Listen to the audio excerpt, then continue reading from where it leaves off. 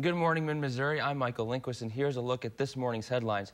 The Ferguson Commission will hold its first meeting today since the grand jury decision not to indict Darren Wilson, the police officer who shot and killed Michael Brown. The commission was established by Missouri Governor Jay Nixon to study underlying social and economic conditions raised by the death of Michael Brown. Boone County authorities are on the lookout at this hour for a man they suspect assaulted a woman and started an RV on fire this morning. The Sheriff's Department has set up a perimeter around the scene on Spiva Crossing Road in northern Boone County between Columbia and Hallsville. Deputies say the victim witnessed the suspect taking a container of kerosene inside the RV and that a mobile home nearby also sustained damage. We will have the very latest on KOMU-8 News at noon for you, so be sure to join us for that. Thanks for joining us. That's it from us for now, but be sure to join us for KOMU-8 News at noon. In the meantime, more of the Today Show. See you then.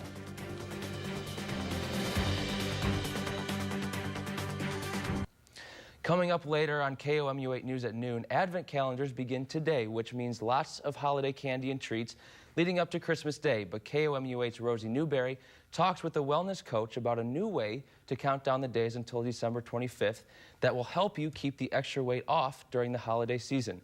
Thanks for starting not only your week, but also your December with us. Join us for that and much, much more on KOMU-8 News at noon. See you then. KOMU-8's Michael Lindquist has tonight's Worldview.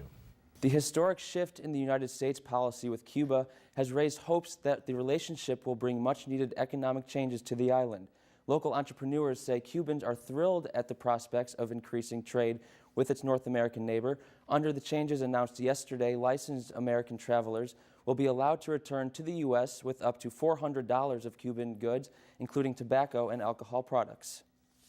Police clashed with student protesters in Chile today. University students gathered in downtown Santiago and demanded an end to the rising cost of education. Police used water cannons to disperse the protesters, who had not asked for a protest license. Several demonstrators were also seen being taken into police custody. Student groups say university fees at some private institutions have risen by up to 15%.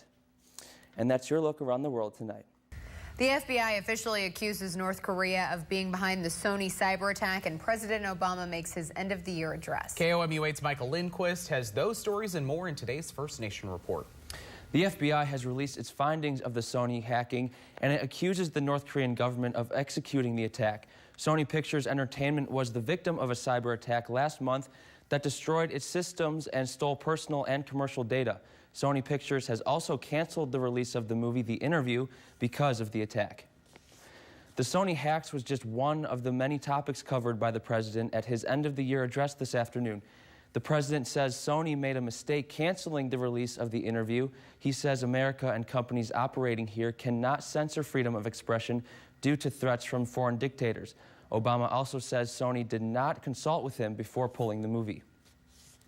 Olympic gold medal swimmer Michael Phelps pleaded guilty to drunk driving charges today in Baltimore.